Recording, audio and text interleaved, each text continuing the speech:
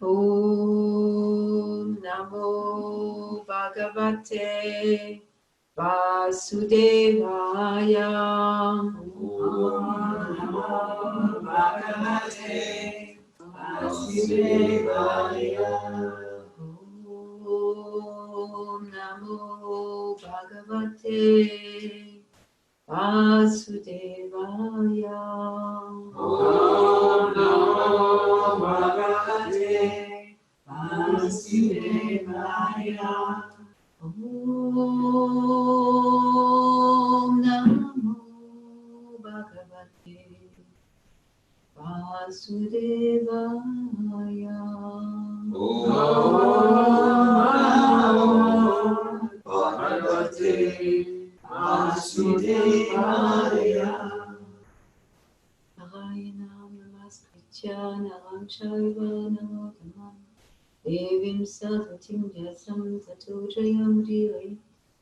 While reciting the Srimad Bhagavatam, which is a very means of comfort, one should offer respectful obeisances to Narayana, the supreme personality of Godhead, and to Narayan Rishi, the supermost human being, and to Mother Saraswati, the goddess of learning, and unto the Srila Vyasadeva, the altar. We are reading today from the Srimad Bhagavatam. It's very special. And we are reading from the second canto entitled The Cosmic Manifestation. And we are on chapter 6, Posha Shukta confirmed. And we are on text 4.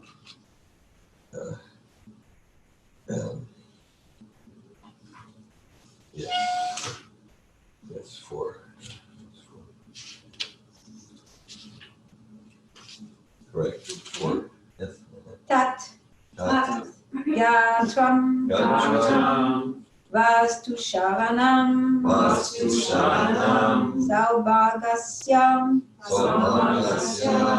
Cha. Vajanam. Tvak. Asya. Sparsha. Vayo. Cha. Sarva. Vedasya. Sha. Eva. Dadgatram vastu saranam. Sovagasya chavajanam. Vagasya sparsha vayoscha. Savamedasya chaivahi. Dadgatram vastu sharanam. Sovagasya chavajanam. Vagasya sparsha vayoscha. Savamedasya chaivahi. Dadgatram vastu sharanam. Sovagasya chavajanam. Vagasya sparsha vayoscha. Savamedasya chaivahi. Dadgatram vastu saranam. Dadgatram vastu sharanam. Sovagasya chavajanam. Sovagasya chavajanam. Vagasya sparsha vayoscha. Vagasya sparsha vayoscha. Savamedasya chaivahi. Savamedasya chaivahi.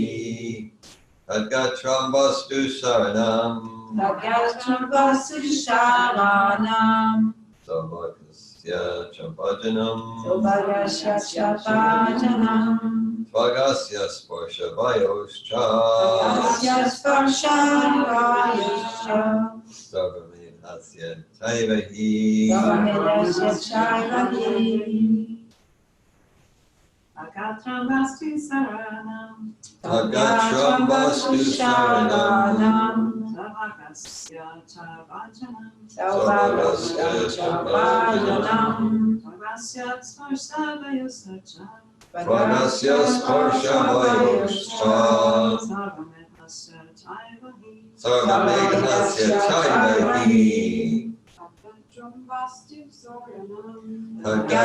Vastu Saranam Savagasya Chapajanam Vagasya Sparshavayoscha Sarvamidasya Chaivani Tagatram Vastu Saranam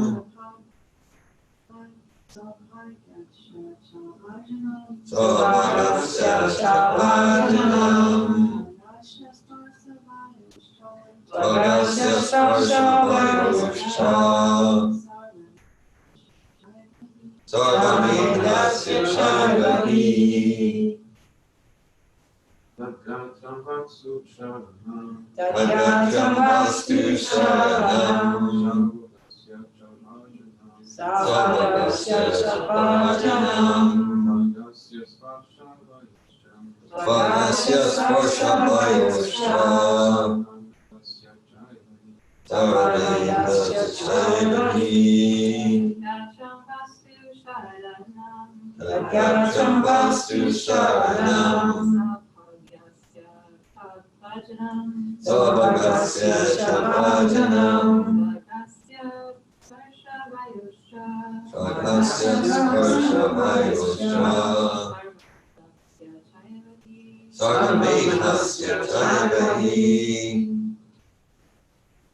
Anyone online? Tadgatram Vastu Saranam Tagatram Vastu Saranam Sobhagasya Chabajanam Savagasya Chapajanam Tvagasya Sparshavayoscha Vagasya Sparshavayoscha Sarvamedasya Chaivahi Sarvamidasya Chaivani. So here in person we have Brielle, Anne, Leah, Rebecca, Ramachandra, Dear Govinda, and Malini Devidasi. And online we have Dominic Gaetano and Bhakta Patrick. Hare Krishna. Tat. Tat. Is. Gatram. Bodily surface. Bodily surface. Vastu Saranam. Vastu Saranam. Of the active principles of all articles. Of the active principles of all articles. Saubhagasya. Savagasya. All auspicious opportunities. Of all auspicious opportunities. Cha. And Bhajanam. Bhajanam. The field of production. The field of production. Twak. Skin. Asya. Is. Sparsha. Touch. Vayo. Of the moving hairs. Of the moving hairs. Cha. Also. Sarva. All kinds of. Medasya. All sacrifices. Cha. Also. Eva. Certainly. He. Exactly. Translation. His bodily surface is the breeding ground for the active principles of everything and for all kinds of auspicious opportunities. His skin, like the moving hair, is the generating center of all kinds of sense of touch and is a place of performing all kinds of sacrifice. Purport by His Divine Grace A.C. Bhaktivedanta Swami Prabhupada.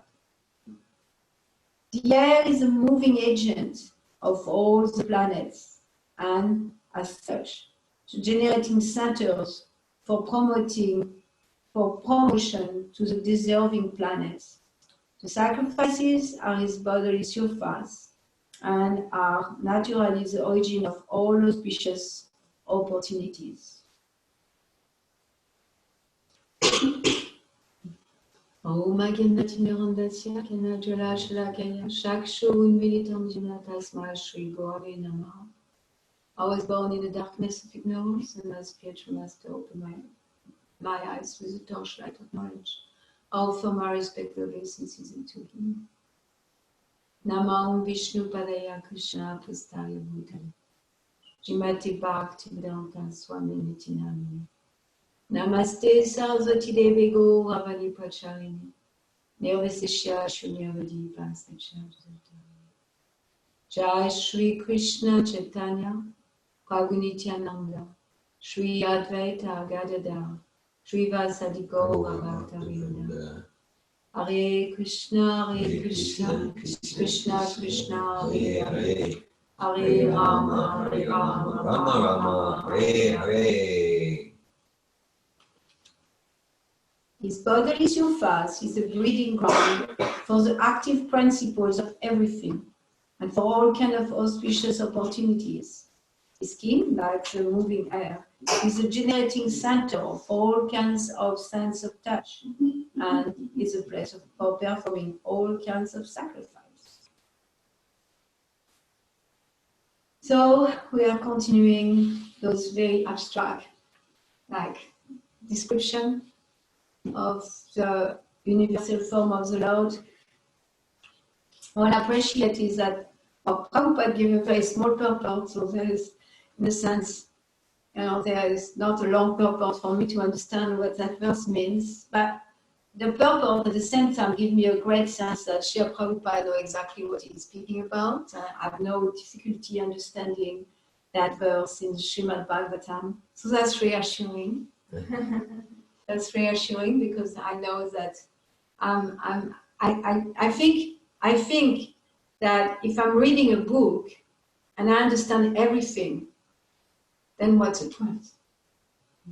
What's the point? Because that means the book is on my level. And if the book is on my level, it's not going to take me further. If the author of the book is saying things that are very easy for me to understand, then I know for sure that it's not going to lead me to a place where right now I don't have the mind power, the intelligence power, the seeing power, the hearing power to reach. So, when I read verses like that and purport that seems very esoteric or like really dense, and it leads me to a place of awe, reverence, a place of appreciating that I'm taking shelter of someone who is not from this world, someone who is not an equal on any level, someone who has seen the truth that we need Pranipatena, that someone who really have seen the truth and understand the truth and have the bigger picture on everything. So one of those verses, purport, like the one we just read, give a sense of something way bigger than myself, and it's reassuring. Sometimes I see people they are very fond, very very proud of their knowledge, because they understand something complicated, or they have gone to school or all that, and then or they have learned from some place or another. And my sense is that as long as those people are contaminated like they are in the material world, spiritual having a human experience and being still under the action of the three modes of material nature, that it's delusion to think that we have any knowledge from that place. And to when I see myself or some people I meet that the things they understand, then I know that probably that's just an indication that what they understand is within the limit of their mind, intelligence, and false ego. And whatever is in the limit of their minds, intelligence, and false ego, in a sense, everyone with a human form can learn it very easily, even when they are under the mode of material nature. Maybe for some you require more effort, some other you will require less effort. But it's within the reach of our conditioning. And so as long as we go within the reach of our conditioning, then we are going to stay conditioned. Like if we are bound by ropes, Srila Prabhupada said, if we are bound by ropes, then we need to find someone who doesn't have any rope in order to free us. And as long as we are trying to find shelter of people who are also bound by ropes, then our liberation is going to be illusory. So those kind of purports and verses give a great sense of who Lord Brahma is, who Sutta Goswami is, who was the sage Naimisharanya, who is Sukadev Goswami, Maharaj Parikshit, and all the way down to Srila Prabhupada. They are pure devotees of the Lord who just understand the bigger picture and who don't have any problem like navigating it. Like Srila Prabhupada's purport is so succinct, and there is a great sense that he just navigates that verse, navigate the Purusha Shukta very easily. And so, like, that's not where we're at. And still, we can still speak our realization on whatever verse and purport we read and share. Like our classes, Srila Prabhupada established the class on Srimad Bhagavatam, and also Ramachandra was saying is like those classes are Istagosti. Istagosti give us an opportunity to discuss amongst ourselves and to share realization. And through sharing realization, then we get an opportunity to increase our knowledge and realization. Personally, I see when I'm with someone coaching, and I give myself to the process of really entering their world, deeply entering their world, then I see how the guidance of the Lord is perfect for these people. I see how, I see also that they may have realization, even within the conditioning, the human experience, I say, realization I never got because they have a very unique experience that maybe I didn't have. And then through hearing them, through entering their world, I get to expand myself. So through those Bhagavatam class, we get to expand ourselves by hearing each other's perspective and realization. So what I was looking at is how these cantos, second canto, start with Sukadev Goswami responding to Maharaj Parikshit. And really, the goal of Sukadev Goswami is to support Maharaj Parikshit to remember Krishna. And because Mana Bhava Mad Bhakta, like always thinking of me, Krishna says in the Bhagavad Gita. So the goal, purpose of everything we do is to remember Krishna, to always think of Krishna. It's said that all the rule and regulation of Bhakti Yoga, and all the rule and regulation, and all the principle, the root of all those principles and regulation is to always remember Krishna and never forget him. So here we have an opportunity to remember Krishna. Here we have an opportunity to look at how everything around us, that we are never separated from Krishna. Of course, like when you were singing Jaya Madhava, I said, okay, we can remember Krishna by absorbing ourselves in Jaya Madhava. And also, it's not all, it can be and also. We can remember Krishna in his presence around us, in externally and internally. And here it's like looking at more like internal agents than external agents. Like auspicious opportunities. Srila Prabhupada, it's interesting because in a verse, it says the body surface is a breeding ground for all active principle of everything and all kind of auspicious opportunity. And Srila Prabhupada linked those auspicious opportunity with sacrifice. His body surface and Adira is the origin of all opportunities. So the sacrifices That's how we create opportunities. And I have been meditating on austerity and sacrifices. And I was meditating on, okay, like if we do austerity and sacrifice, that means we do things that we don't want to do, things like that are difficult, voluntarily accepting discomfort, voluntarily even accepting, discomfort, difficulties. And then by doing that, we naturally rise above our karma. And I was really meditating on that. That's tapa, austerity, sacrifice, austerity. Sometimes they are one and the same, sometimes they are very separated. But for the sake of our conversation, I want to make them one and the same. And I understand that there is distinction between the two.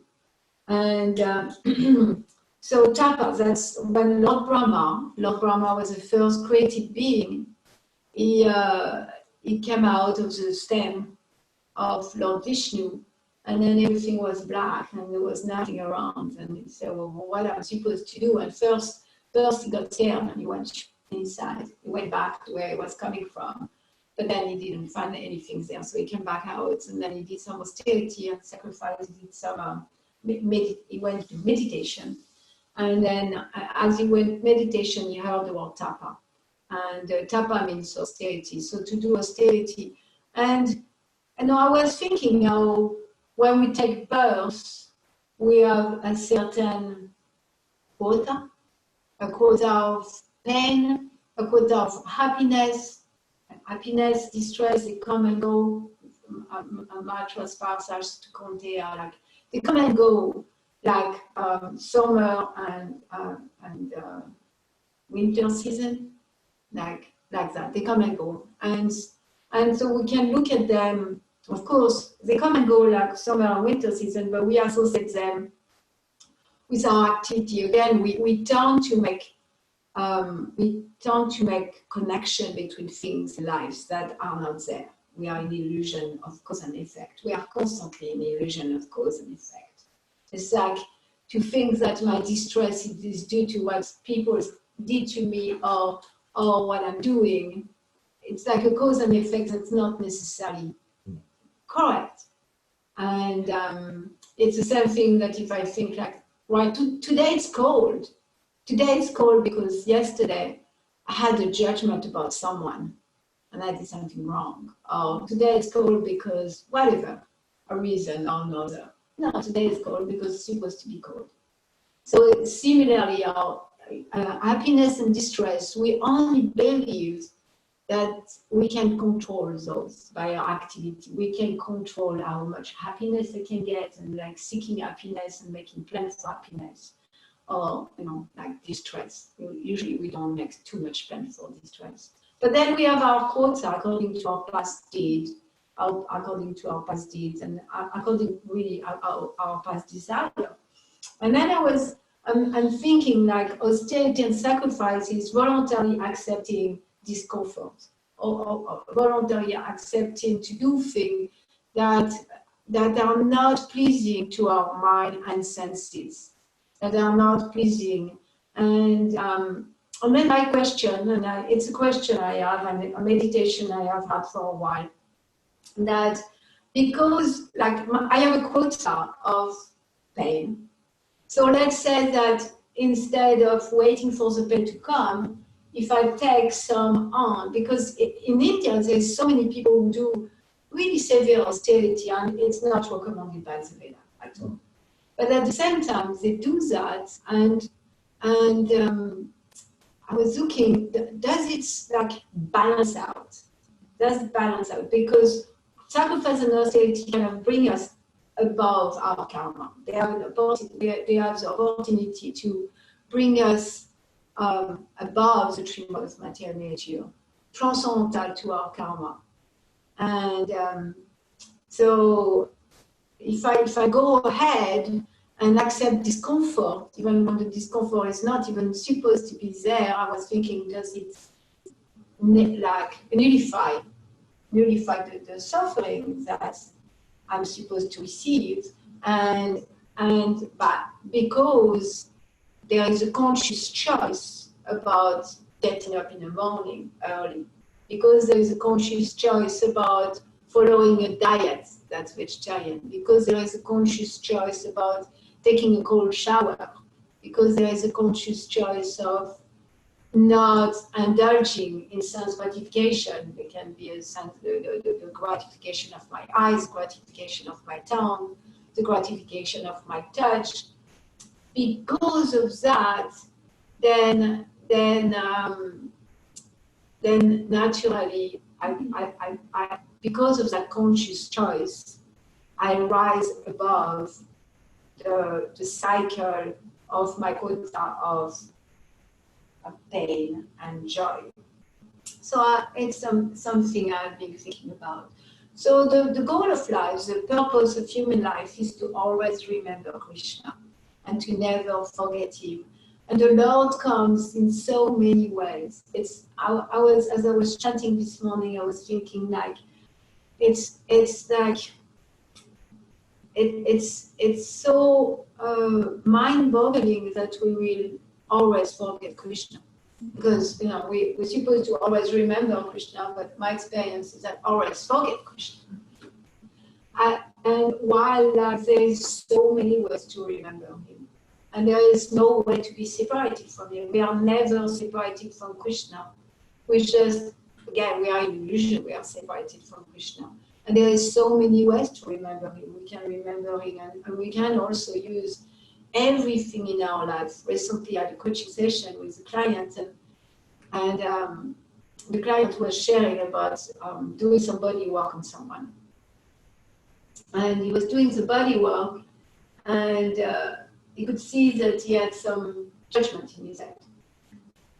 He was in pain. He was in pain because he didn't want to have judgment. He wanted to be present with like an instrument, doing his work as a body worker, and he wanted to like be healing, and so it seems that because of those judgments, because of the pain of those judgments that he had, he became introspective, and because of that introspection, he landed at the lotus feet of Krishna.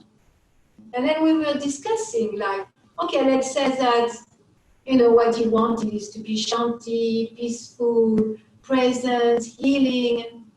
And we were discussing how, let's say it was the reality of his experience, how it would have been such a curse.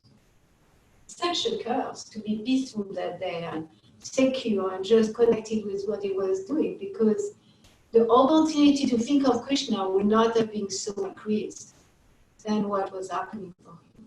So it was like an alternate perspective to see that there is a yin and yang, and there is all part of us that can be used in the service of Krishna.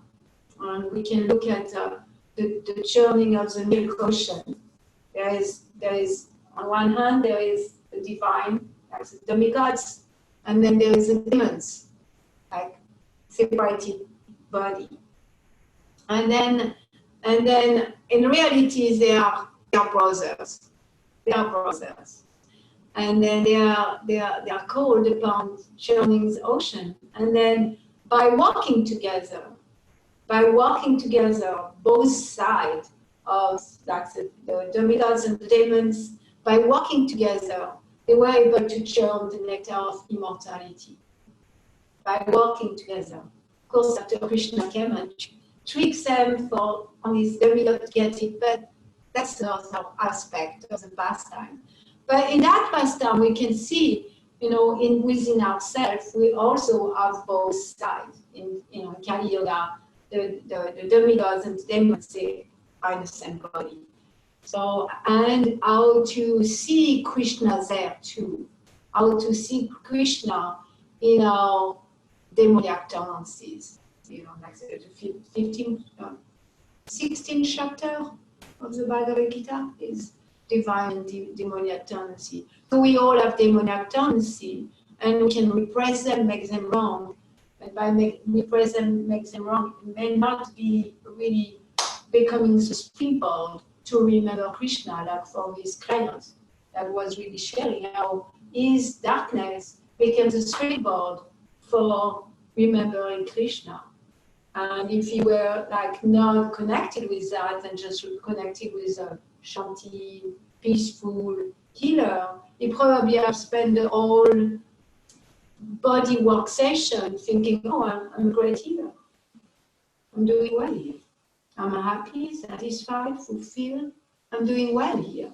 And what a curse. What a curse to think that we are doing well here. What a curse to think that we are happy and satisfied here. That's a real curse. Anything that doesn't take us to remember Krishna is a curse. Bhaktisiddhanta Saraswati says, he says like, there is only one problem on this among human beings is a lack of Krishna consciousness. So anything that takes us away from Krishna is a curse, including well-being. Well-being sometimes can be a curse because when we feel good and everything is okay, our relationships are satisfying, we have everything we want, and we forget Krishna. We forget Krishna, and that's really the worst things that can happen to us. So I now wanted to say more about when I read the purport and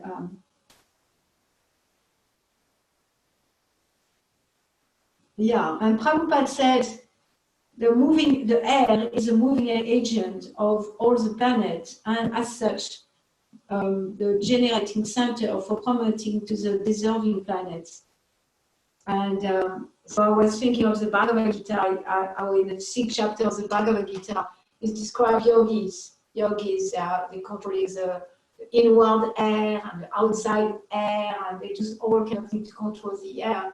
And it is described in the Bhagavad Gita that because they do this kind of austerity of controlling the inward and outside air, that they can kind of intentionally move to another planet. So I appreciate Srila Prabhupada that he brings that up here. That's the air is a moving agent of all the planets, and as such, generating center for promoting to the deserving planet. So to our air flow, we can do a lot. We can do a lot, including moving to other planets. And we can use that airflow also to move to Krishna, to move for Krishna. And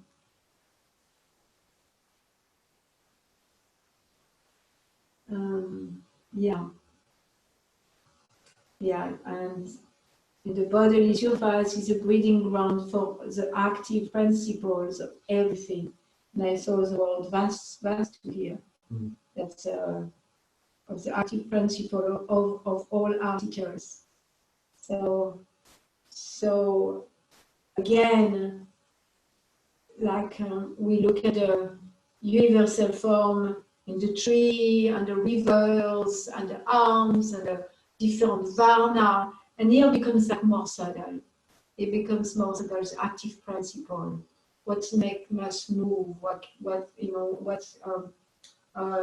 auspicious opportunities, everything for all kinds of auspicious activities. So that become like we go into looking at that universal form on a more subtle platform, and to see Krishna in all on the subtle platform too. That our mind, our breathing, our creating auspiciousness in our life, our sacrifice, austerity, bhaktaram, yagatapasam, sarvalokasa, maheshwaram, suidam sarva bhutanam, yatak shanti. That Krishna said, I am the benefactor. I am the benefactor of all austerity and sacrifice. And I'm the best friend of all, living university, and they said, if one understands that, he reach peace. But that peace is not like I'm doing well in the material world. It's another kind of peace. There's a peace I'm doing well in the material world because somehow I'm in illusion. I control everything. I control my bank account. I control my relationship. I control how people think about me. How they make sure they like me. I control everything, and then I have an illusion that somehow things are okay. But that's not the chanting Rikshati that's spoken in that verse. In that verse, it said like, if someone understands that all sacrifice and austerity is done to Krishna, everything we do, my chanting, my eating prashadam, my getting up early, my taking cold shower, my reading of the book, whatever sacrifice and austerity we are accepting throughout the day, that the real benefactor is Krishna and only Krishna. That by realizing that we come to a place of peace because we know that we are not separated from Krishna, because we know that by accepting what's favorable for the service of Krishna, then I'm surrendered. And from that place of surrender, there is no fear. It's a place of fearlessness. Like if you surrender, Sarvadharma and Parityajya, like give up all kind of religion and just surrender to me, Krishna said. I will protect you from all type of fear. Like becoming fearless in the material world. Meaning like sometimes we give the example of the mother cat. Srila Prabhupada gives that example of the mother cat. And so like we all try to fight death, really. Everything is about fighting death, even though it takes different form. We may not be aware that's what we are fighting, but usually that's what we are fighting, if we really go to the core. And death for devotee who have surrendered everything to Krishna, who is doing a sacrifice and austerity for Krishna, who is like ready to do anything to serve Krishna, then that death feel like the mouth of a mommy cat for a kitten. It's very sheltering. It's just sheltering. It's like an embrace. It's like an embrace of love. And they said that death for the one who is controlling his life, trying to control life, trying to make plan all the time to make life more comfortable. Then for that person, death is like seeing the mouth of the mommy cat from the perspective of a rat. It's so scary, so frightening. So yeah, so even in this lifetime, we can reach that place of fearlessness by understanding how we are surrounded externally and internally by Krishna. And this part of the Bhagavatam describe different ways that we can realize that. Different ways that we can realize that, oh, that's Krishna. Like more and more things, oh, that's Krishna. Even when I have, like bad thoughts or I make a mistake. Or, like yesterday I was speaking with Gaetano. We were thinking we were speaking about like being in a mode of action and doing things. And I was expressing to Gaetano that often, I go in the kitchen and I have very short time to do a lot, like that. And then I get in that mode of passion. And then every time that I get into that mode and I know how it feels to be in that mode in the kitchen, I burn myself, I cut myself, something get too salty, something get burned, like etc. So that's and when that happened, I can remember. If that didn't happen, if everything was, like flowing when I'm in that mode, then I will be in that mode all the time. But then as soon as something happened, one of those, then I can remember, I can see Krishna. I can see Krishna is reminding me, oh, look, you're trying to control. Look, you're in the mode of passion. So so many ways we can remember Krishna. Not always that we will remember him, Yamuna, or with Mother Yashoda, like Anne was singing, like lifting Govardhan Hill and being the pleasure of the gopis. That may be there, and also there's so many other ways that throughout the day we can surrender. Remember, Krishna is our maintainer. That's part of surrender. Remembering Krishna as the maintainer. Oh, I'm not maintaining myself. Krishna is my maintainer. That's surrender. Remember, Krishna is my protector. I don't need to make plan, get insurance or protecting myself in that and that. Like yesterday, in Europe is a big thing about that new virus, whatever. It's a big thing. It's a big thing. They are closing school and they are, stopping like big gathering, like football game and soccer game. So it's a big thing. So my mom wrote to me about it. And what can we do? What can we do to protect ourselves? We are supposed to get the virus. We are going to get it. And if we are not, we are not. And so, yes, so Krishna is our protector.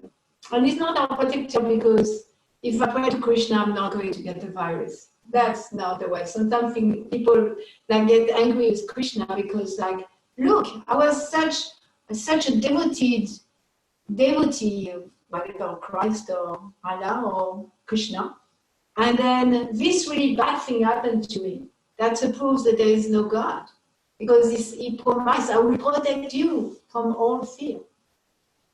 But protect you from all fear doesn't mean at all that I'm not going to get that virus. That's not what it means. It means like, if I get a virus, I feel like the money kingdom is coming. That's great. I'm comfortable there. I'm happy. I'm with God, Krishna. Krishna chose that for me somehow. And I'm going to accept it. Whatever Krishna chooses for me, I'm going to accept it. I'm going to follow his instruction. I'm going to follow the spiritual master. So the spiritual master will be lost because we'll not really know what to do. But the spiritual master is guiding us, and if we follow his guidance and things that do happen, like getting that virus, then we are safe. We are safe. There is no fear to have. We're just like, okay, it's time to surrender to Krishna and deal with the virus. So it's fearlessness. So I'm going to stop here. Tadgatram vastu shalanam sauvadasya chabhajanam vagasya sparshavayascha sarvamedasya chaivahi. This bodily surface is a breeding ground for the active principles of everything and for all kinds of auspicious opportunities. I just noticed the active principle of everything. So everything means everything. Everything, not like this is not Krishna, this is Krishna. Everything. His king, like the moving air, is the generating center of all kinds of sense of touch, and is a place for performing all kinds of sacrifice. And of course, the sacrifice for this age is Sankirtan Yagya, chanting the holy name of the Lord. So for this age, it's very, very easy to become God, Krishna conscious, God conscious. All we need is to chant the holy name of the Lord. And out of all the name of the Lord, the one that carries the mantras that carry the most universal power is a mantra. Hare Krishna, Krishna Krishna, Hare Hare, Hare Rama, Rama, Hare Hare. As I was listening to Prabhupada this morning chanting the mantra, I was really paying attention to hear how his chanting is so different than our chanting. How his chanting is pure. And I was really paying attention that every time you say Krishna, you see Krishna, you hear Krishna, you feel Krishna. Thank you all for listening. Any comments, questions, sharing, realization?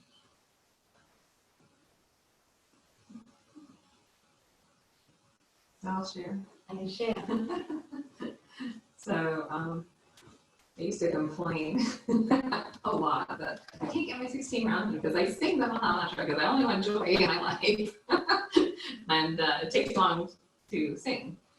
And so I feel like I learned a way to incorporate kind of a still upbeat, joyful, but chanting way of doing my japa. And then I get to sing all day long after that without any limitations or so I found that I made a pact recently. We're doing this class, so I just did a pact last Wednesday about how I'm also making sure that I finish my 16 rounds by a certain point in time of the day, so that I have plenty of space and time for doing my singing. And so then when I have other activities that I'm doing, I feel like I'm more joyful about it. So I feel like that's my austerity. That's your austerity.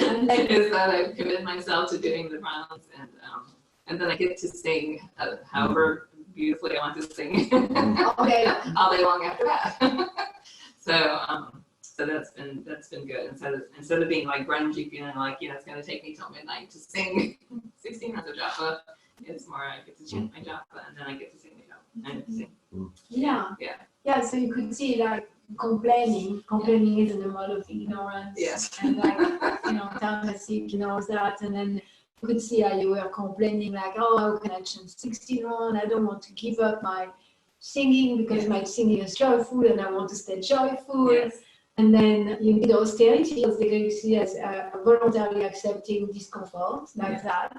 And so it was like letting go of like, okay, I'm going to let go and I'm going to find a way that's still upbeat and that supports me to chant 60 in a timely fashion, like in a reasonable time.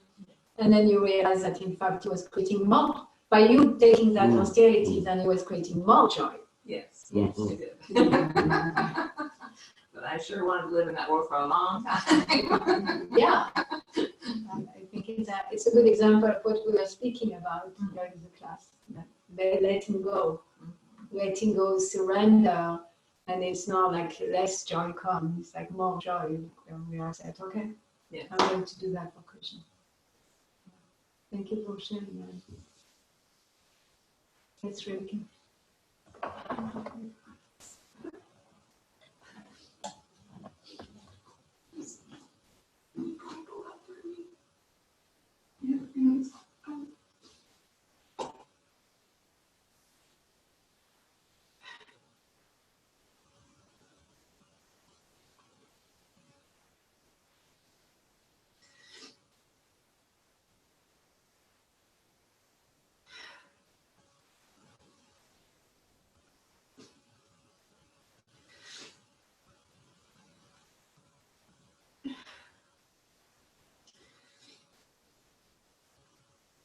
I'm experiencing a lot of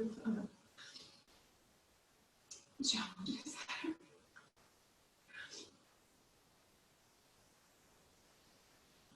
And I really very much connected with like the mercy that I'm receiving right now. And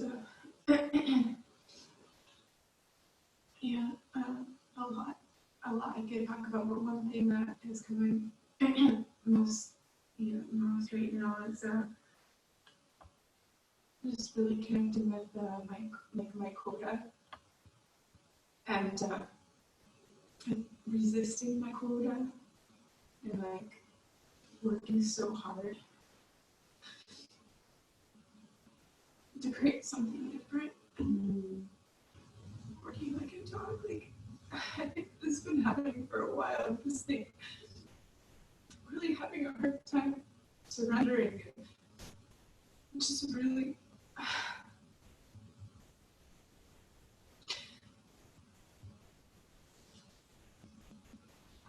like I'm really burnt out. I'm really burnt out. And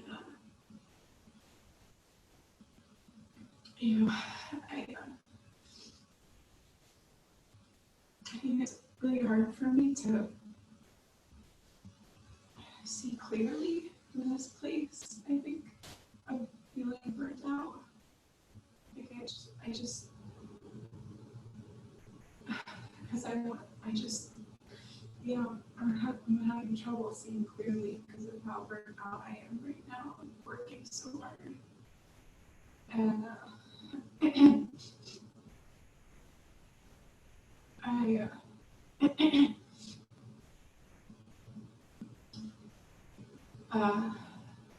And there's just one side of me that just wants to like just stop everything, like just take a break,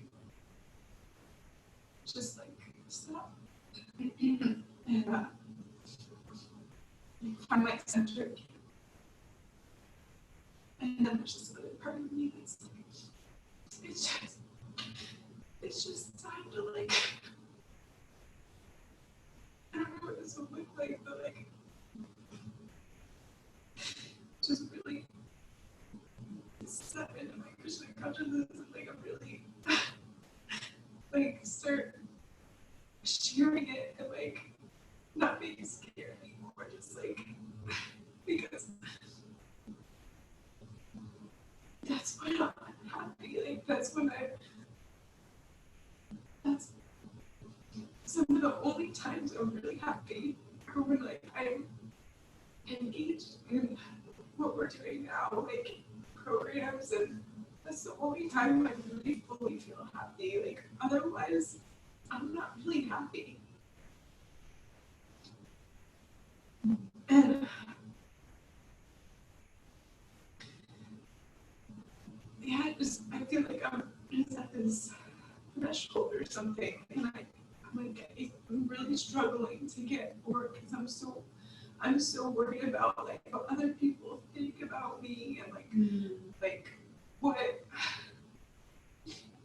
like even though like I have this sense that, or even though I know like that I'm working so hard for these results and like I'm like my quota is this, like so why work so hard and like just be who I am, just boldly, just I don't know, like I walked by when I was at my office the other day, I walked by the little counter that has a water container, and I looked at the top of all these like people advertising, and I was advertising, and I was reading the Bhagavatam, and I put it down there.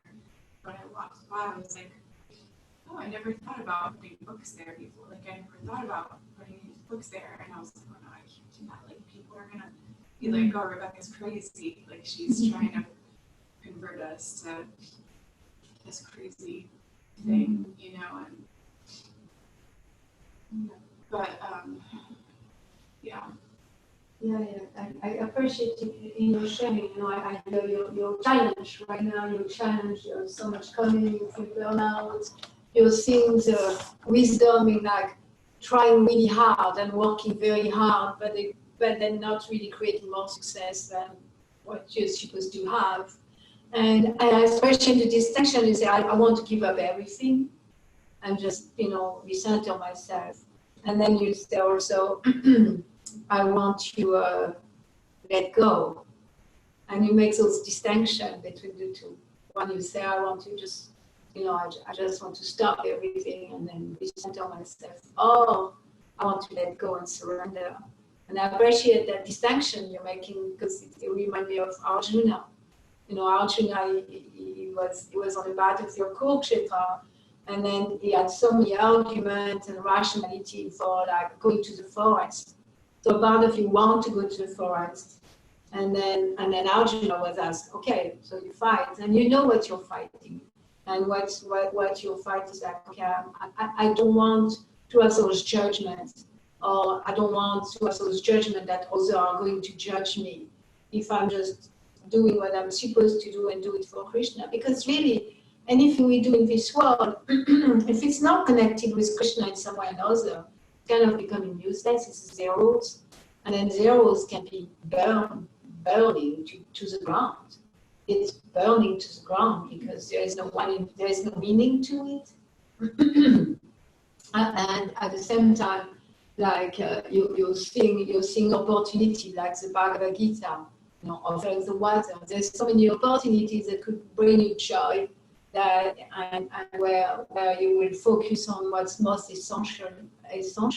And by doing that, connected with Ananda, connected with your natural quality of happiness and bliss and joy, because in every moment you have an opportunity to serve Krishna, and it's not anymore about being successful, it's not anymore increasing your quota, it's not anymore fighting difficulty either, it's about serving Krishna.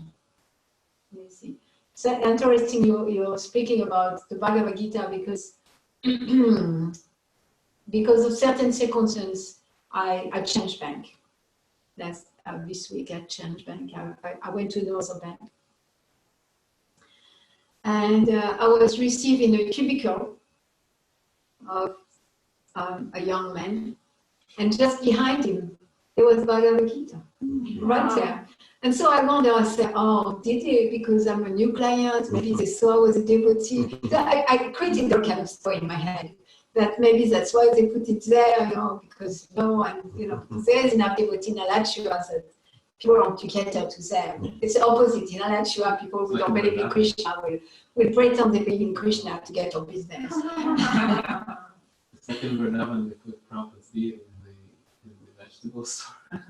Yeah, it's a very interesting place. I call it New Navadvip. Sometimes I walk, when I walk from my house to David, I imagine I'm in Navadvip, and I walk in the street of Navadvip. So I call it New Navadvip. So my mind went there. My mind went like, oh yeah, it's just a scam to get my business. But not very strongly, but a little. And so I asked the guy, I said, I see a Bhagavad Gita there, are you reading it?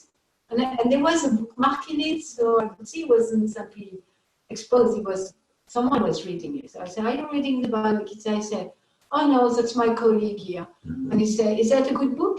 And we had a whole conversation about the Bhagavad Gita. So I thought, Krishna is confirming that's the right bank for me.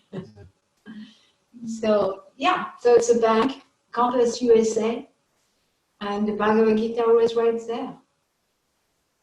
I don't think it was for me, really. I think anybody was opening a bank account at that bank in that cubicle that exposed to the Bhagavad Gita. Yeah, so you can see your own fear. There is something within you that doesn't feel comfortable being a devotee in the world. It's a part of you that's not fully integrated, that feels that you will not be Rebecca anymore, you will not be the acupuncturist, you will not be who you are, that like as soon as you will expose that part of you, there will be a stigma about you, and then that people are going to see you differently. It's been my process this whole time. I've been in Krishna consciousness. I'm in a different place with it now, and I really have been wanting to feel integrated. Like I've been really wanting to feel that. You feel that integration, no, that's who I am, or true and true. And yes, there's Bhagavad Gita in the waiting room in my office. Yes, on the background there's Prabhupada singing, whatever. Like the background music is not radio music. Yeah, so you are being challenged from the start of your devotional life. It's having something for you to work on. And again, connected with what we said in the class, we all have something. It looks differently, but it's a blessing. It's a blessing. That's the things that help us to grow, help us to our process of self-realization, help us to remember Krishna, help us to become humble, to pray to Krishna, to turn to Krishna in helplessness. All that, So for you, one of those is like, you don't feel integrated, you feel like there is Rebecca as a devotee, and then there is Rebecca in life, but there is a disconnect between the two. You have worked on it, and the gap is becoming smaller and smaller, and I can see that, and I have heard you speaking about that, so different area of your life, family and all that, and you have really endeavored to overcome that, and then you really want to be complete with that process. Yeah, it's like coming to a head. You want to, like now you're tired of it. Yeah, and I feel like there's this part of me that's like in I don't know. Mm-hmm. It's like, I'm really stuck there. Like, I don't know what to do. Like, how do I do that? Like, how do I, Integrate. yeah, What's integration Yeah, look like? what does that look like? Yeah. Like wanting to go external before you go internal. Wanting to go external. Oh, yes. wanting to go externally instead of being integrated. And from that place of integration, of course you will do and know what to do. Well, you know, it's funny because I guess I can relate to that, all right? Like from what you're saying, because the way I'm relating to my family is different. Like I sent them, like Pyle recorded the kirtan that I did at Leia's, and she sent it to me, and I sent it to my parents. Nice. Because I thought, oh, they'll want to hear me sing, you know? And so they're listening to it like over and over again. Oh, so great. And my parents are like, oh, we'd love to hear you sing. You sound great, and blah blah blah. And I'm like, well, that, you know, that's you know, we sing to God, and you know, like I'm having this opportunity to teach them. And last night we were doing kirtan as a family, and I called them and I FaceTimed them. Wow. And they're coming for a visit, and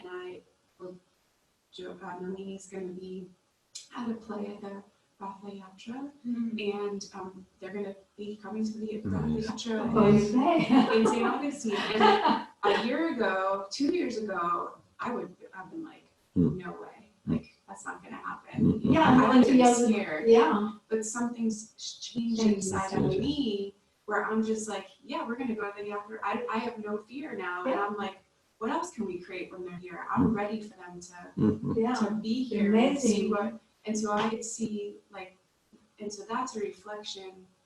And so yeah, I want to do that in my practice. I'm just like, what does that look like? And maybe, I don't know, it's not coming naturally. I don't know. It's not coming naturally. No. And I remember like having similar conversation with you about the family. You know what to do. You know, with your family, you were in the same place. You wanted like, oh, what do I do? And then, you know, we spoke about passion and all that.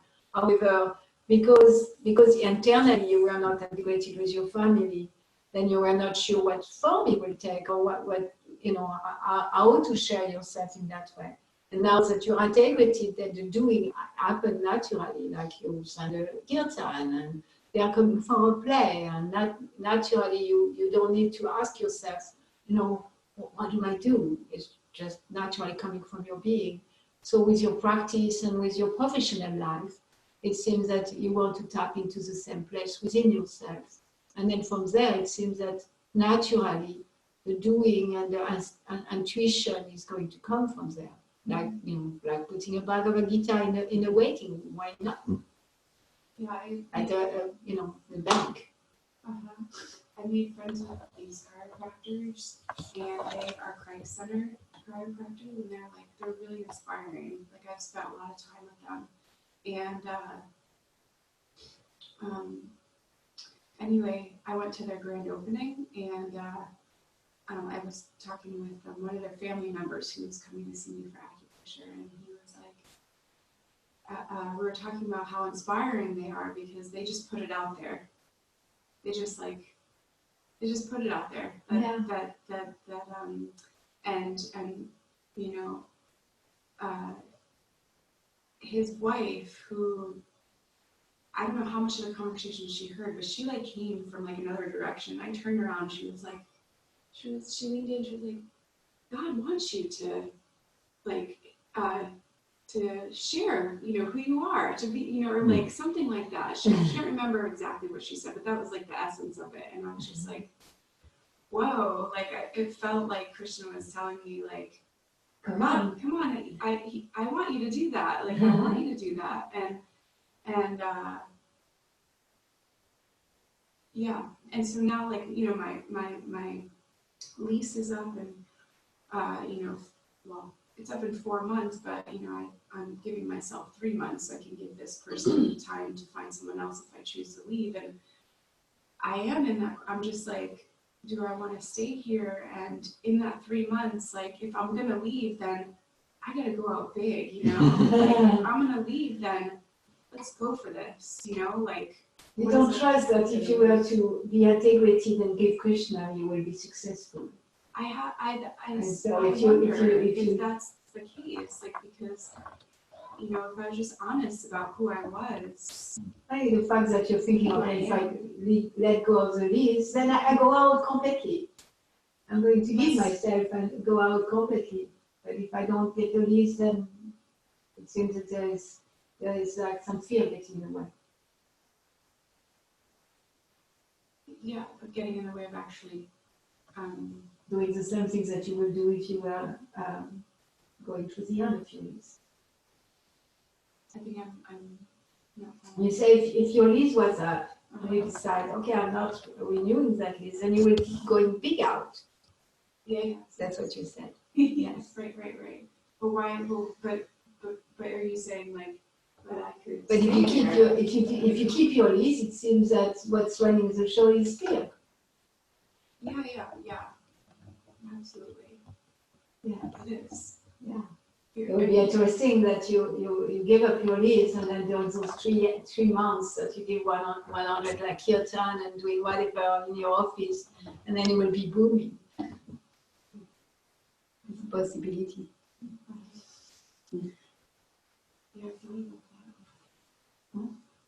Yeah, so it seems you're in the right place, asking question to yourself, seeing where you still have space for deeper integration of your being a devotee, like a being a devotee instead of a doing a devotee, but being a devotee so deeply that wherever you go, you're a devotee.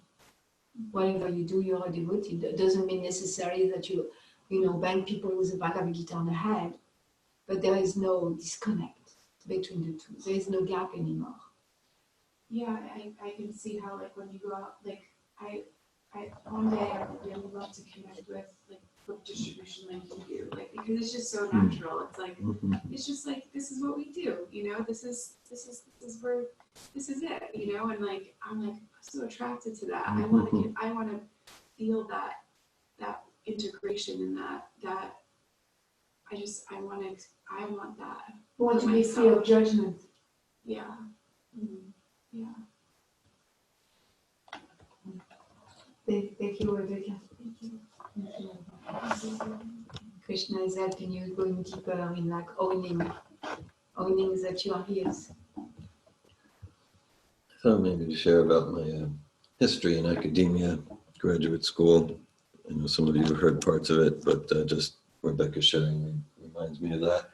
Yeah, so in 1994, I entered a part-time master's program offered by FSU on the campus of Gainesville, University of Florida, for those who work in the day. And so it was a master's program, and I really got into it, at least on the surface, for economic reasons, just like get higher positions with the state of Florida and things like that. And so like, and academia, because, as far as like scared to share, I'm a devotee and practice these things, but because so it's like, like the idea in the world is smart people don't believe these things about God being a blue boy and things like that. And academia is like, that's the place for smart people. So, like that. Right. So, and then so I had different philosophy courses and philosophy of social science and things like that. And in all the papers, I would give Bhagavatam. I would give Bhagavad Gita in the language of social services, in the language of philosophy, like that. And one course, this was in 95, maybe it was 94. The professor was Jerry O'Connor. He was already in his mid-60s at that time. And we came into a class one day, and he announced the class, you have a genius in this class.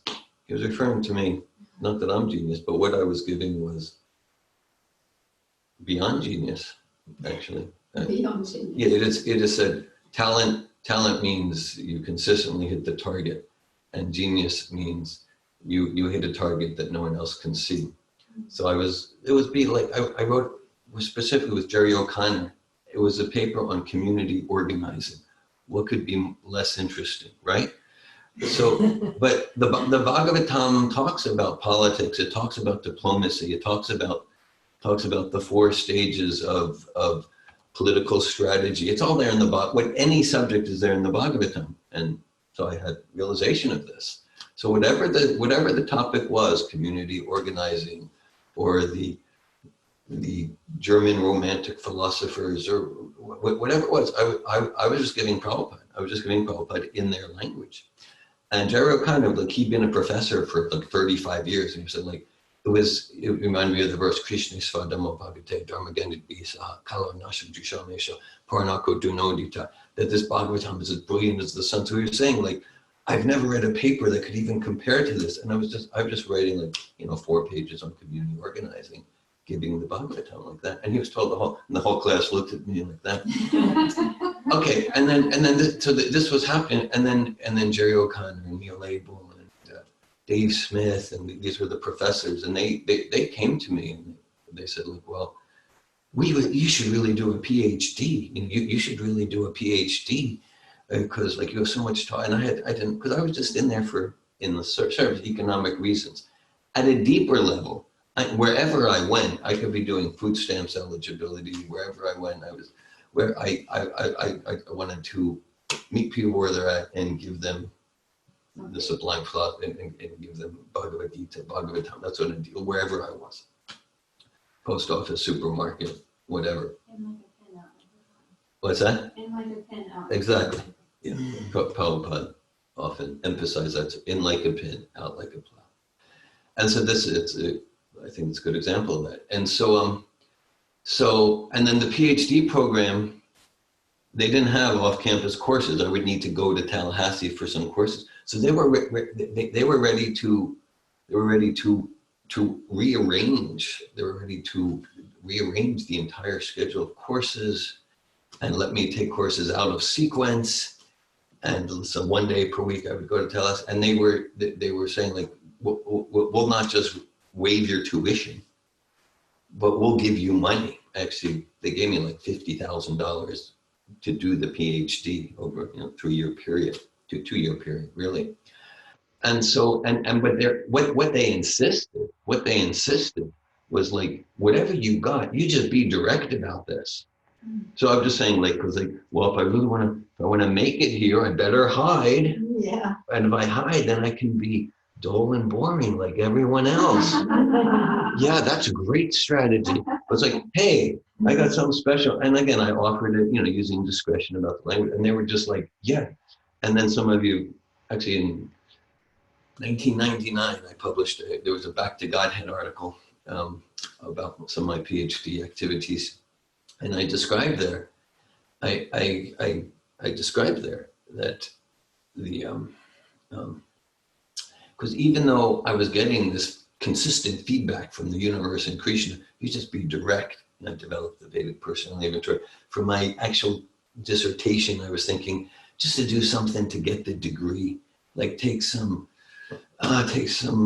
pile of statistics on foster care parenting and crunch them this way, get my degree, then I can do what I want. So I was talking to Neil Abel, who actually visited here a few weeks ago. And I hosted him. I was talking to Neil Abel, and Neil Abel said, "No way! I'm not going to support you in that. I'm only going to support you if you do something you're passionate about." So I was like, "Oh, gosh! I just wanted to, like, sneak by and get the degree and like that." So then Neil Abel said, "Well, I've seen you." He said, I've seen you walk around campus holding some piece of cloth and mumbling."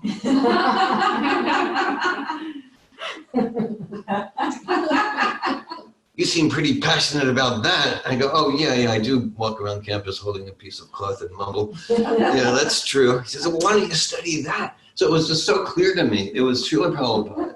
It was Lord Chaitanya. It was Srimati Radharani speaking through Neil Abel. Like, you're in this environment, and, like, give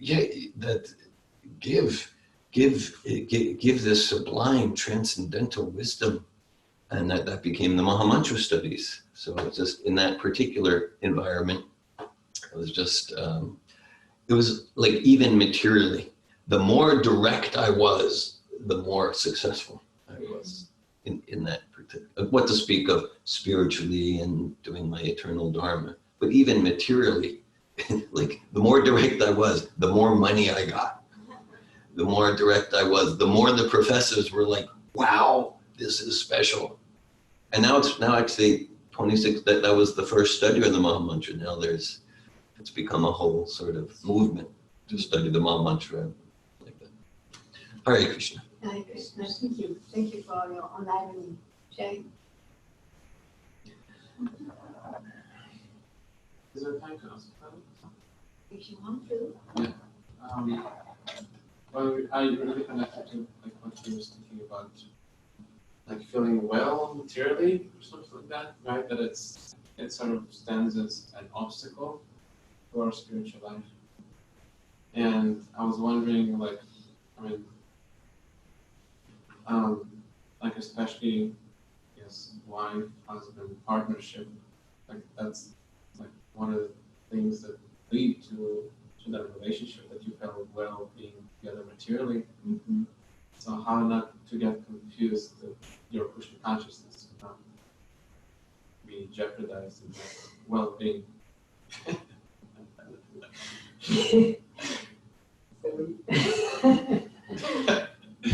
Yeah, well, that's nature, you know, like.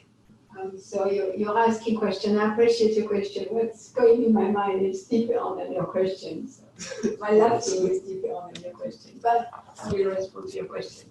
So you're asking, okay, well, you know, like I was speaking when we are well, feeling, oh, everything is okay. I have my money, I have my relationship, but everything is fine, and I have a sense of control and comfort. Then can be a curse because it's you know, maybe no impetus to remember Krishna. So you're looking Desire? like Impetus like desire. impetus like something that motivation, yeah.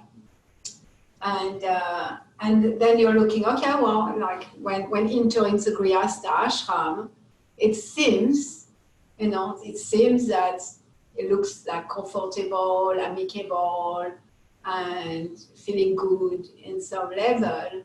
So what you're asking is that how is that conducive for spiritual life, or is it not conducive to spiritual life because there is that like illusion of coming well-being. I say illusion. Yeah, and you know, my sense is that it's Krishna too.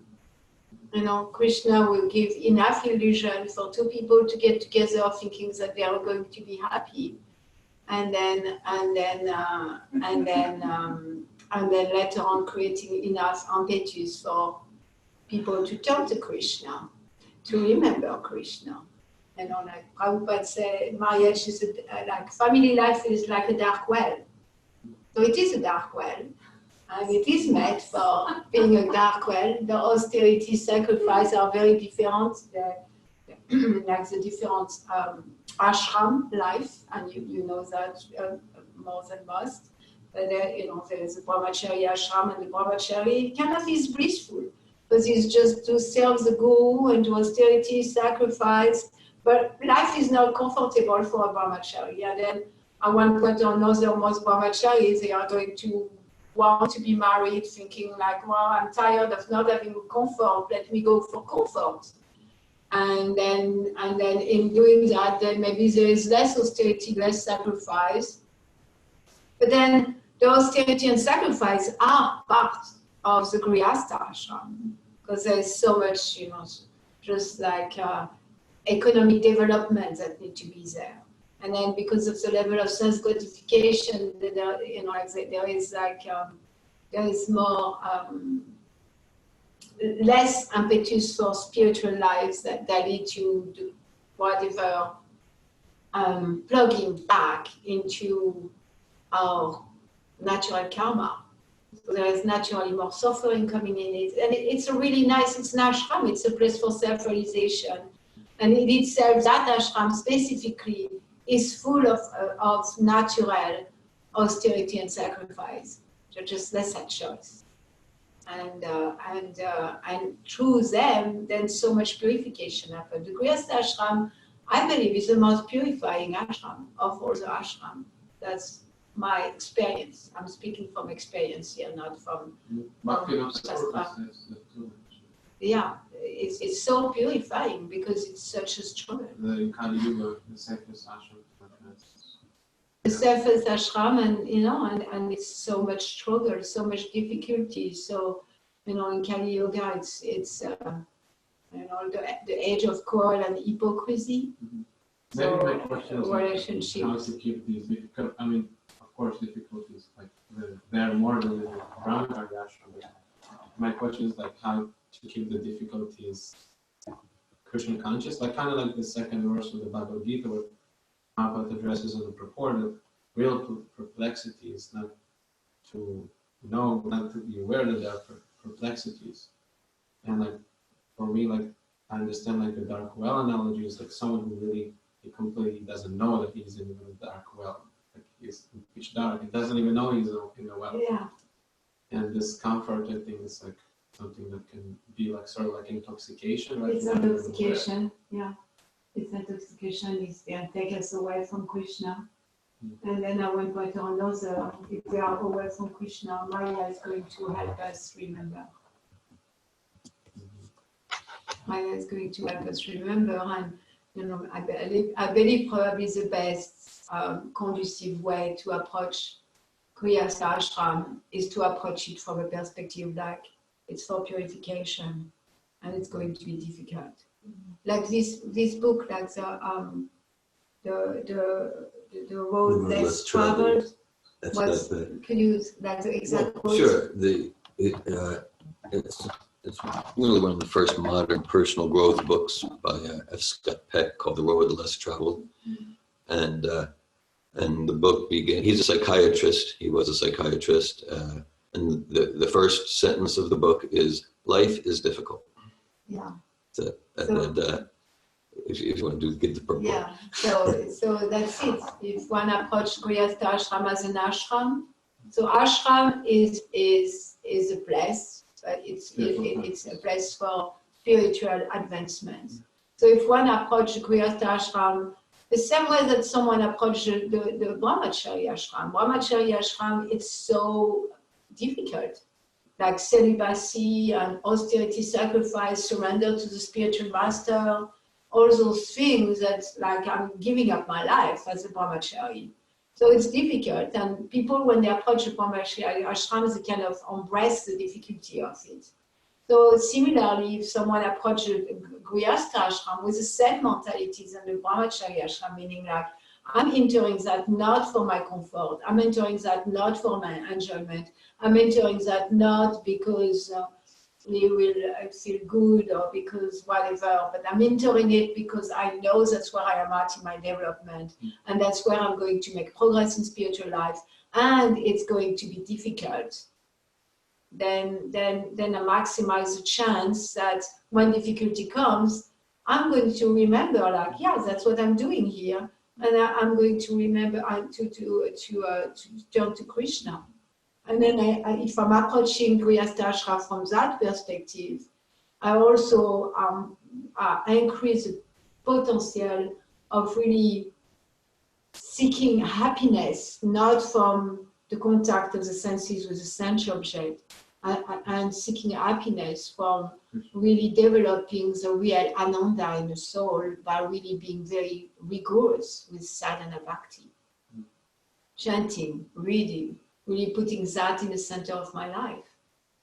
If I approach Grihastha ashram thinking, wow, it's going to be holidays, well, first, like that holidays can take me away from Krishna, but very soon I will realize it's not. It's just not. Nectar becomes poison pretty quick. The nectar becomes poison pretty quick. Yeah, that's the in Bhagavad Gita is explained the three type of happiness. Happiness in the mouth, ignorance is poison at the beginning, poison at the end, and then pleasure in the mode of passion is nectar at the beginning and poison at the end. Prabhupada specifies relationships with man and woman. Exactly. And then pleasure in the mode of goodness is it's bitter at the beginning and it's nectar at the end. So Grihastha ashram is, it's described enough in the Bhagavatam, in the Bhagavad Gita. Prabhupada gives so much purport about the Grihastha ashram, and so it's we are still for us to not be in illusion. I think somewhere I heard that the whole Bhagavatam is just for that reason, to make someone distasteful for sex life, because it's all there are many like sex, like not sex stories there, but it's, There is a lot of sex stories, yes. yeah, okay. Even before you get to, I mean, Prasad is something, Krishna is something. No, that's different. But yes, there is many people, like who get reaction and like the path leading to hell in their life from an attraction with a woman or having sex at the wrong time or all that. All the manifestation of the demons was all about Kashyapa Muni like being seduced by his wife to have sex at the wrong time. Yeah. And that's how the demoniac race came to life. It's all about sex. Yes. It's true. Sex religion. It's a sex religion. Okay. You see like how important it is if you're going into Grihastha ashram, that you choose someone who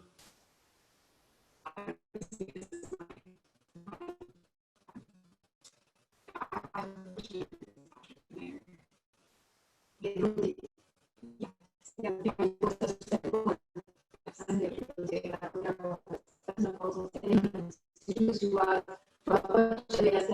not choosing from a place of like I'm choosing the person from a place of like it will feel good to my senses and my mind, and rather to choose a person because it's going to be the right companion for putting Krishna in the center of our relationship.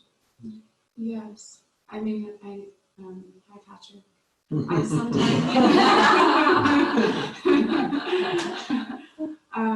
I'm sure he's okay with me sharing that. My experience has been personally that, I mean, it's been, miserable. Like, Yes, pretty much. it's misery. It's misery. And, It's and misery. there's times that I'm just like, I don't know why I'm with Patrick. Like, I don't even know why I'm here. But then, like, we have that thing. Like, we have Krishna consciousness. We have this thread that's holding us together. That is, like, the most important. And not only that, but the same desire for self-realization. Like, that, it's like it doesn't matter what else is happening, or like how different we are, or how attracted I feel. It's just like those two things are like They are the one. Yeah. And even so, there's a lot of zeros and minus even. And even so, it's hellish and painful. That when you remember, like, okay, well, but there is a thread here that's really at the core, and that's really what gives substance to our relationship. Without that thread, even if everything was, even if there was pressure, attraction, la-di-la, like La La Land going on, then it would be meaningless anyway, without that thread. And that thread gives meaning even to the suffering and the hellish situation and the lack of compatibility or whatever is there. And if it wasn't there, then I would probably have been divorced right now. To be really honest. Yeah, you will have backed out. Not like it will not be the end of your suffering, but you will have backed out in the illusion that you can create something better. Yes. Everyone like bought the idea that that's where happiness is, and they discover it's not. Yes, exactly. Yes. Thank you for sharing. I think there was a comment on the internet. Vulnerably. Can you hear me? Dominique? You can hear me? There is a buzz. I don't know. This was plugged in, but it's not working. So spoke with best we can Or do. maybe it's because of battery. Did you? I did not. Yeah, that's what it is. Okay, we're hearing you. Yes. You can hear me? Yes. Yeah. Oh, I just wanted to say that we added Krishna consciousness to our marriage. And it's a completely different experience. Like prior to Krishna consciousness, it felt more hellish.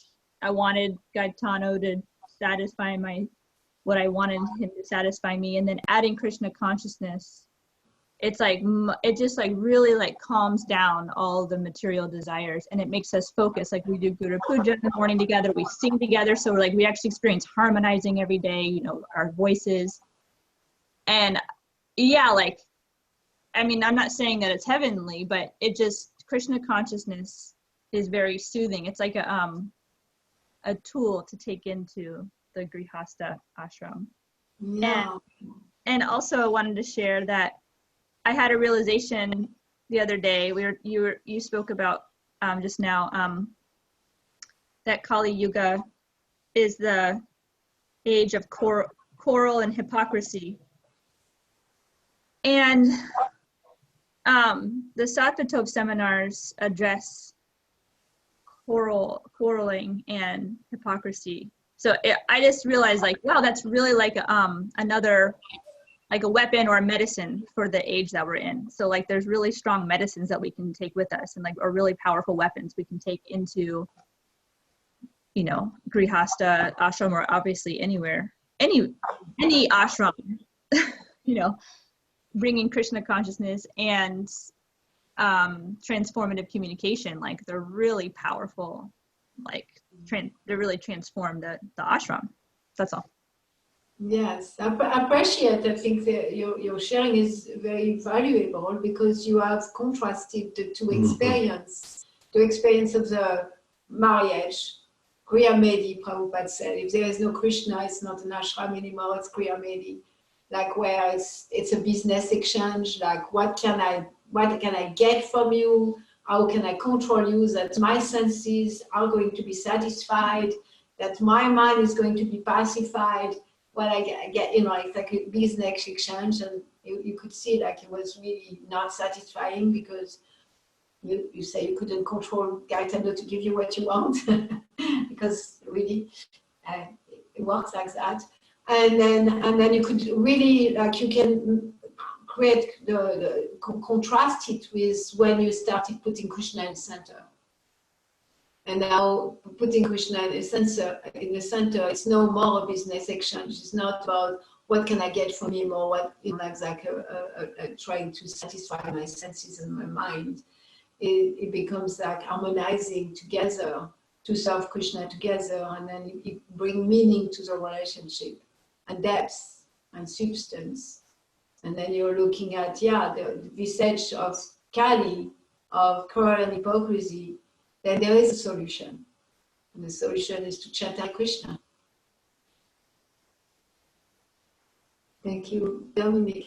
Yeah, the chanting is like a desire tree. Everything comes from the chanting. Everything desirable will come from chanting Hare Krishna and serving the Guru. Hare Krishna. I mean, essence is Grihastha ashram, to view it as an ashram. That's it. That's it. Like, because ashram means a place where spiritual progress actually happens, purification of heart and depth of Krishna consciousness, self-realization. To actually say, okay, this is actually an ashram. This isn't like, okay, I was doing brahmachari for a while, now I can enjoy, rather than, okay, so it's an actual ashram, and the purpose here is spiritual life.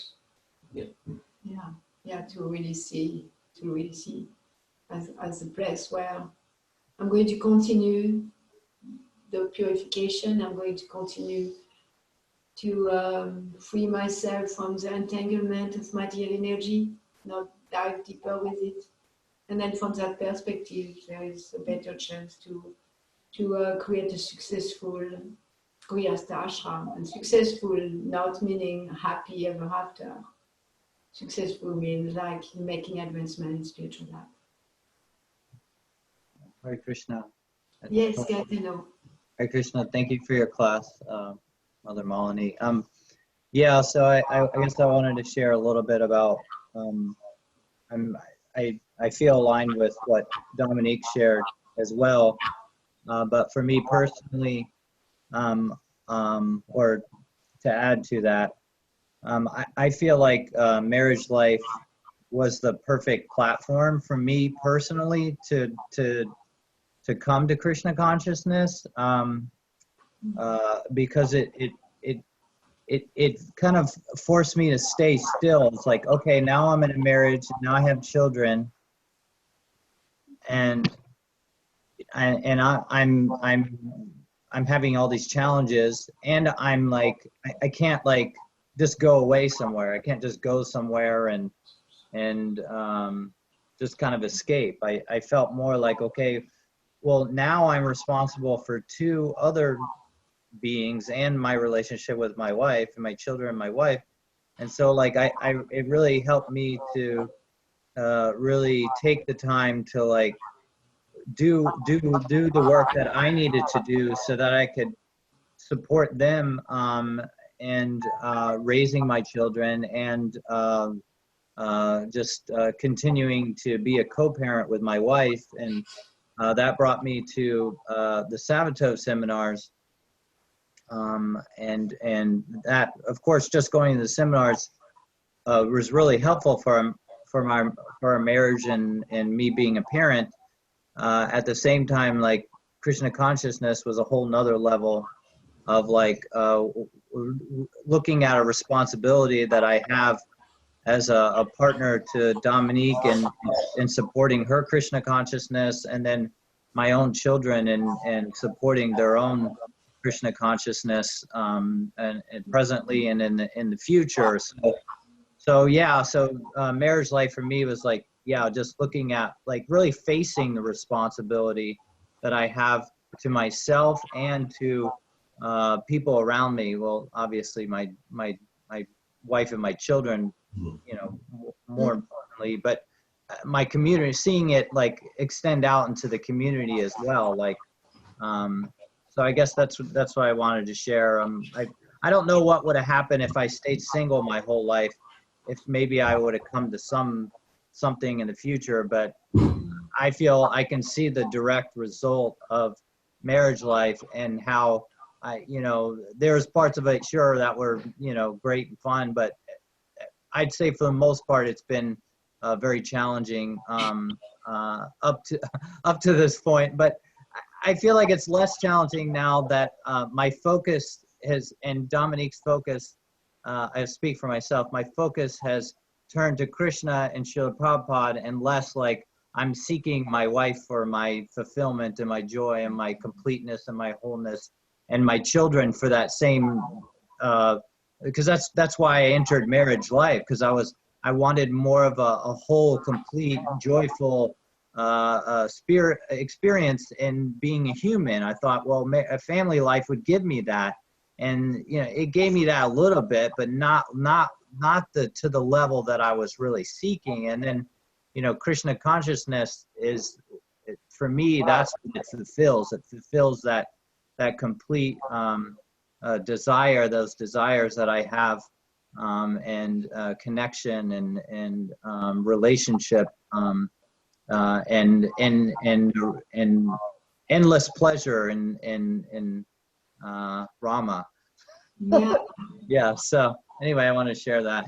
Thank you for sharing. Like you can see how perfection was there. Like that, how the Grihastha ashram is perfect to not run away from yourself and face yourself. And I appreciate that point. I know I really love couple coaching, and that's the reason I love it. Usually I run the couple coaching part of the PPTC, of the coach training, and when I start that class, I said every situation with any couple is always perfect. And it's always perfection. It's perfection for self-realization. And in a relationship, people don't have an opportunity to run away from themselves. They have to face themselves, and you appreciate that. You appreciate that the marriage institution in itself is already like forcing self-realization by itself. And then you're sharing out the responsibility for your wife, children, already like tie you down to stay put and work on yourself. And that's a boon. That's a boon. Even like just coming to the place of personal growth is such a perfection. And then what you're adding also is that, yeah, there was some pleasure, but definitely not as much as you wanted to or could imagine to. And adding the Krishna consciousness, putting Krishna and also self-realization, plus the communication skill, plus the experience of Salvatore Institute, then you come to a place of not being attached anymore to have your senses and mind gratified by Dominic or by your children or by your situation in a Mayesh institution, and coming to a place that's not what it is about. And then from the place of detachment, then there is so much space to continue to grow and continue to have the opportunity, like Krishna said, opportunities, I like that word, to auspicious opportunities. So to have so many auspicious opportunities in the Grihastha Ashram. That's what it is. The Grihastha Ashram is full of auspicious opportunities for growth and Krishna consciousness and God realization. Thank you for sharing, Gaetano. Thank you both for sharing it. Maybe there is a book there that needs to be written. Because people struggle so much in relationship, and all they need to do is to put Krishna in the center, and that's finished, regardless if they are compatible or not. Hare Krishna. Thank you. Anything else? Grantara Srimad Bhagavatam ki jai, Srila Prabhupada ki jai. Hare Krishna. Hare Krishna.